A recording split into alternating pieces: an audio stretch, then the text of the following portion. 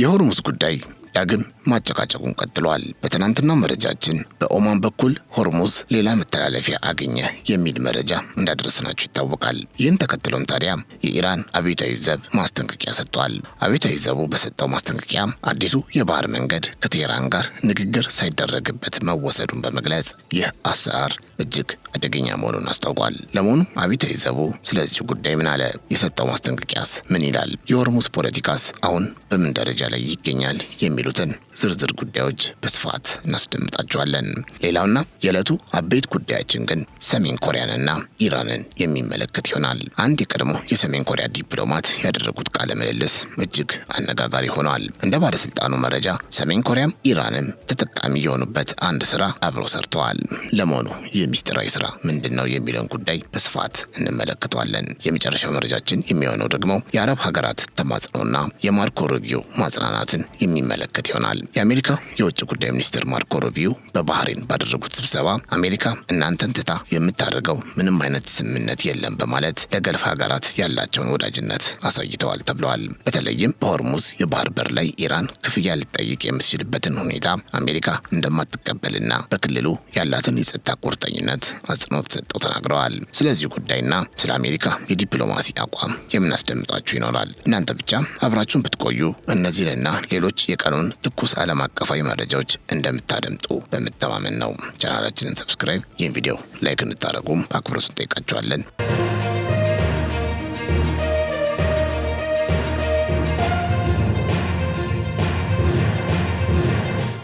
በኢራን እስላማዊ አብዮታዊ ዘብና በኦማን መካከል በሆርሙዝ ባህረ ሰላጤ አጠቃቀም ዙሪያ አለመግባባት ተፈጥሯል። የኢራን አብዮታዊ ዘብ ባወጣው መግለጫ ኦማን በሆርሙዝ ባህረ ሰላጤ ውስጥ ለሚተላለፍ መርከቦች ይፋ ያደረገችውን ጊዜያዊ የባህር ላይ ኮሪደር በጥብቅ መቃወሙን አስታውቋል። ኢራን ይህ እርምጃ ከሷ ጋር ምንም አይነት ቅንጅት ሳይደረግ መወሰዱን በመግለጽ የተጠቆሙት መስመሮች እጅግ አደገኛ መሆናቸውን በመግለጽ ተችታለች። የኢራን እስላማዊ አብዮታዊ ዘብ የባህር ኃይል በሆርሙዝ ባህረ ሰላጤ ውስጥ ደህንነቱ ይጠበቃል ጉዞ ሊኖር የሚችለው በኢራን በተገለጹትና በተፈቀዱት መንገዶች ብቻ መሆኑን በመግለጫው በግልጽ አስምሮበታል። ይህ የኢራን መግለጫ አዲሱ የመተላለፊያ መስመር በኢራን ቁጥጥር ስር ያለውን በሆርሙዝ የባህር በር የማያልፍ በመሆኑ አገሪቱ ይህ አካሄድ ተቀባይነት እንደሌለው አስታውቃለች።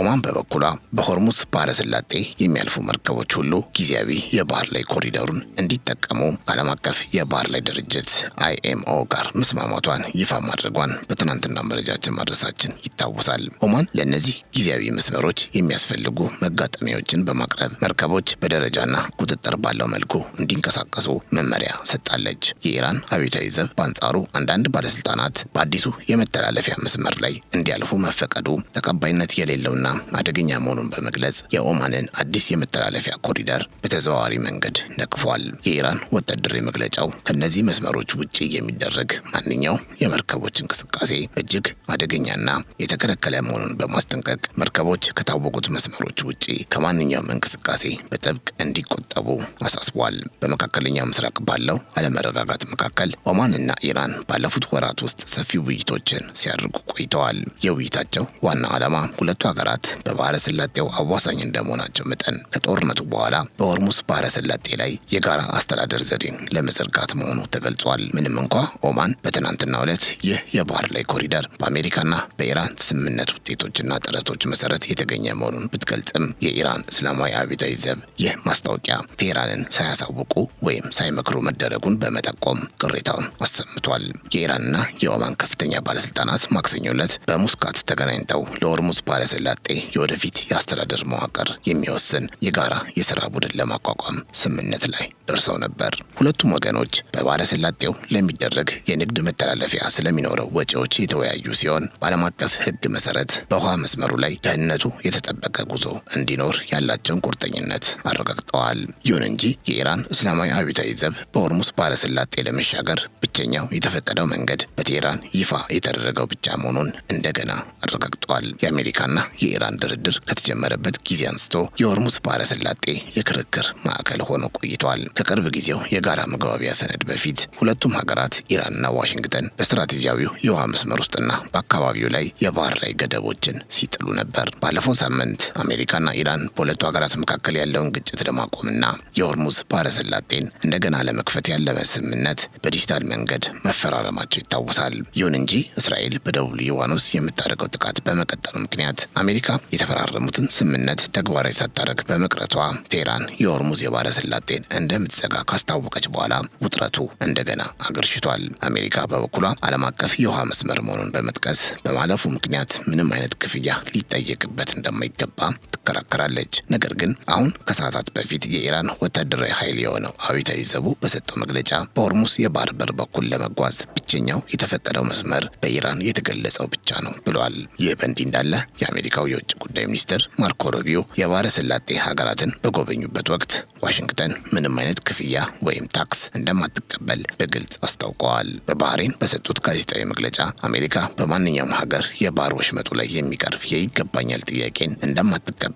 አስረግጠው ተናግረዋል። በምድር ላይ ያለ ምንም ሀገር ዓለም አቀፍ የውሃ መስመሮችን በመጠቀማቸው ክፍያ የመጠየቅ መብት የለውም ሲሉ ሚኒስትሩ አቋማቸውን አንጸባርቀዋል። የባህሬን የውጭ ጉዳይ ሚኒስትር አብዱልለጢፍ ቢን ራሺድ አልዚያኒ ስብሰባውን የመሩ ሲሆን ኦማን በመርከቦች ደህንነቱ የተጠበቀ ጉዞ ለማድረግ ይፋ ያደረገችውን ኮሪደር አወድሰዋል። የኢራን አብዮታዊ ዘቡ በበኩሉ ይህ እርምጃ ከቴህራን ጋር ምንም አይነት ቅንጅት ሳይደረግበት መወሰዱን እንደገና በመግለጽ የሰጡትን ማስጠንቀቂያ አጠናክረው ቀጥለዋል።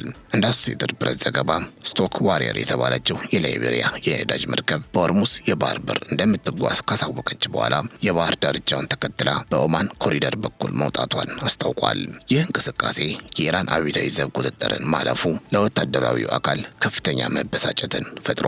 ባለፈው ሳምንት በቴህራንና በዋሽንግተን የተፈረመው የተኩስ አቁም ስምምነት ማራዘሚያ የንግድ መርከቦች ለሚቀጥሉት 60 ቀናት ያለምንም ክፍያ የባህር ወሽመጡን እንዲሻገሩ ቢፈቅድም ወቅታዊው ውጥረት ስምምነቱን በፈተና ውስጥ ጥሎታል። የኢራን ወታደራዊ አመራሮች ይህ የባህር በር እንደ ወታደራዊና ኢኮኖሚያዊ የመደራደሪያ ካርድ ወይም ሌቨሬጅ መቀጠል እንዳለበት በግልጽ ያስቀምጣሉ።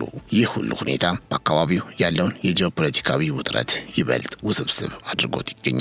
የኢራን አብዮታዊ ዘብና የአሜሪካ የውጭ ጉዳይ ሚኒስቴር የሰጡት ተቃራኒ መግለጫዎች ጉዳዩ በቅርቡ መፍትሄ የማያገኝ መሆኑን ያመለክታሉ። በኦማንና በኢራን መካከል ያለው ዲፕሎማሲያዊ ግንኙነትም በባህር በሩ አስተዳደር ዙሪያ ከፍተኛ ውጥረት ውስጥ መውደቁ ታውቋል። በአሁኑ ሰዓት የመርከቦቹ እንቅስቃሴ ቁጥጥርና የባህር በሩ አጠቃቀም በዓለም አቀፍ ደረጃ ከፍተኛ ትኩረት የተሰጠው ጉዳይ ሆኗል። ሆርሙዝ በኢራንና በኦማን መካከል የሚገኝ ጠባብ የውሃ መስመር ሲሆን 20 በመቶ የሚሆነው የዓለም ድፍድፍ ነዳጅና ፈሳሽ የተፈጥሮ ጋዝ የሚያልፍበት ወሳኝ መስመር መሆኑ ይታወቃል።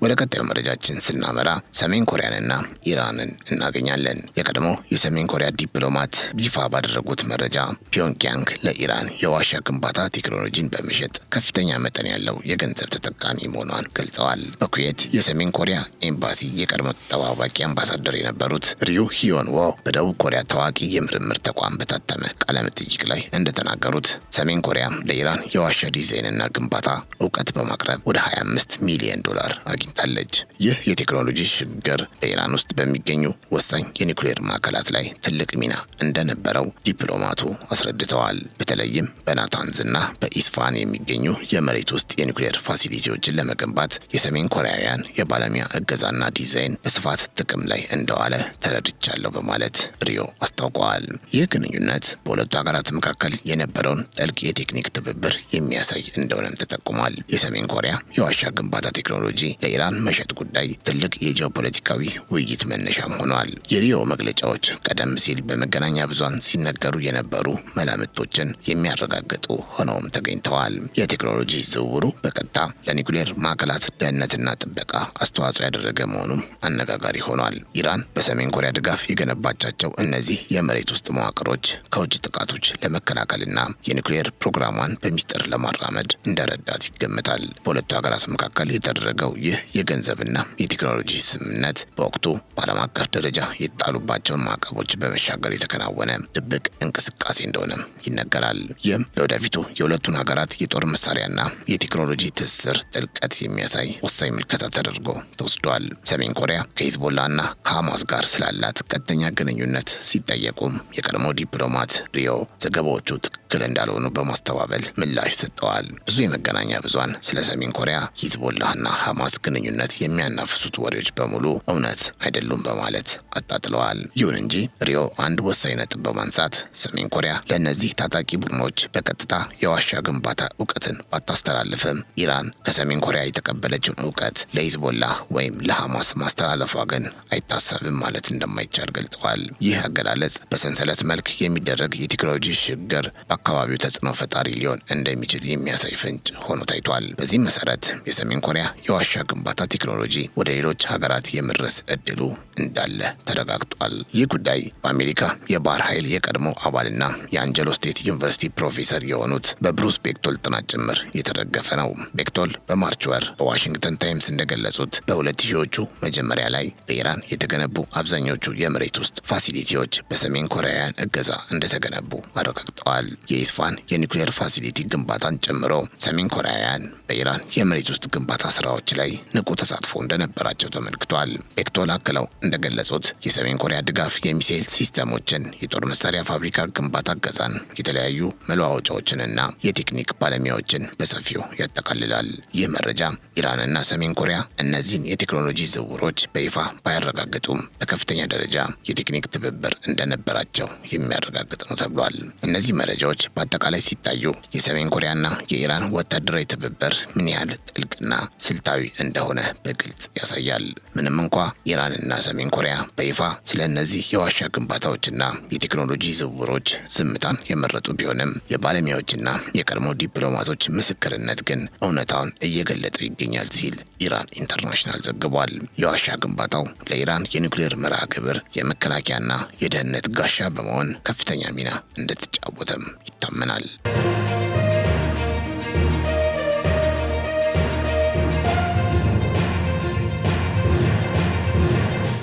ወደ መጨረሻው መረጃችን ስናመራ ቀደም ሲል የጠቀስላችሁንና አሁን በዝርዝር የምናስደምጣችሁን የማርኮ ሩቢዮና የገልፍ ሀገራት ውይይትን እናገኛለን። በዚህም የአሜሪካ የውጭ ጉዳይ ሚኒስትር ማርኮ ሩቢዮ በዋሽንግተንና በቴህራን መካከል የሚደረግ ማንኛውም ወደፊት የሚመጣ ስምምነት በአካባቢው ያሉ የአሜሪካ አጋሮችን ደህንነት ወይም መረጋጋት በሚጎዳ መልክ እንደማይሆን ለባህረ ሰላጤው ሀገራት አረጋግጠዋል። በባህሬን በተካሄደው የባህረ ሰላጤው ትብብር ምክር ቤትና የአሜሪካ የጋራ ሚኒስትሮች ስብሰባ ላይ ንግግር ያደረጉት ሩቢዮ አሜሪካ ከኢራን ጋር ዘላቂና ሊረጋገጥ የሚችል ስምምነት ለመድረስ ቁርጠኛ ብትሆንም በክልሉ ያሉ አጋሮቿን ጥቅም እንደማትረሳ ገልጸዋል። ሚኒስትሩ ለሰላም ክፍት እንደሆኑ፣ ነገር ግን ይህ ሰላም ዘላቂ፣ አስተማማኝና የባህረ ሰላጤው አጋሮችን ደህንነት የማይጋፋ እንደሚሆን አጽንኦት ሰጥተዋል። የአሜሪካ መንግስት አቋም ከኢራን ጋር በሚደረጉ ድርድሮች ውስጥ የክልሉን ሀገራት ጥቅምና ሰላም አሳልፎ የማይሰጥ መሆኑን በስብሰባው ላይ በይፋ አረጋግጠዋል።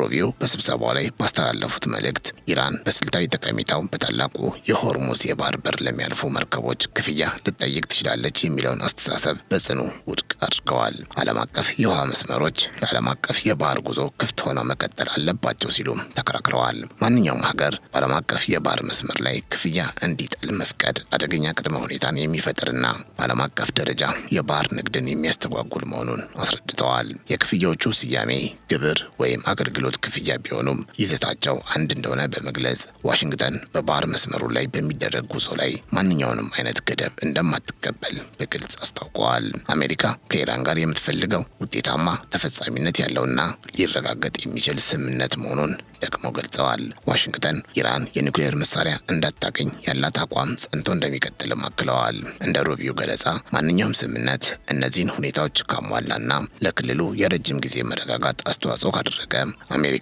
ከቴህራን ጋር በዲፕሎማሲያዊ መንገድ ለመነጋገር ፍቅረኛ ናት። በአሜሪካና በኢራን መካከል ያለው ድርድር የኒውክሌር መስፋፋትን ለመግታትና በክልሉ ዘላቂ ሰላምን ለማምጣት ያለመ እንደሆነ ተጠቁሟል።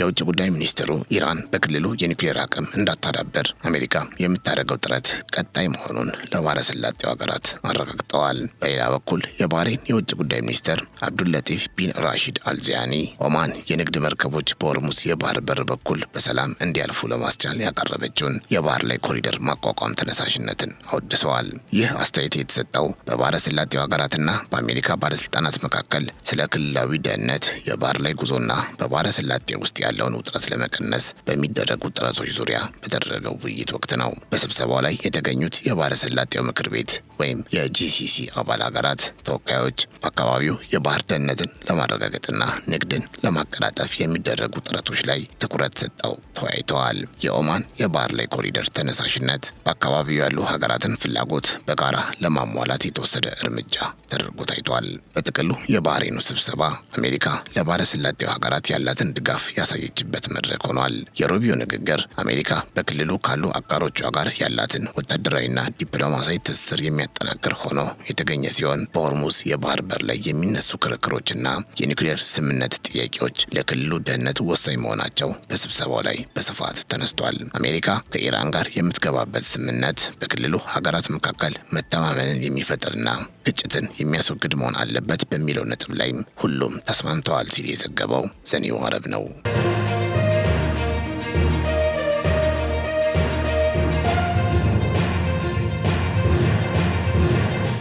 የተከበራችሁ የገበያ ሚዲያ ቤተሰቦቻችን ለዛሬ ያዘጋጀላችሁ አጫጭር መረጃዎች እነዚህን ይመስሉ ነበር። አብራችሁን ስለነበራችሁ እጅግ እናመሰግናለን። ቻናላችንን ሰብስክራይብ፣ ይህ ቪዲዮ ላይክ ማድረግ እንዳይረሳ።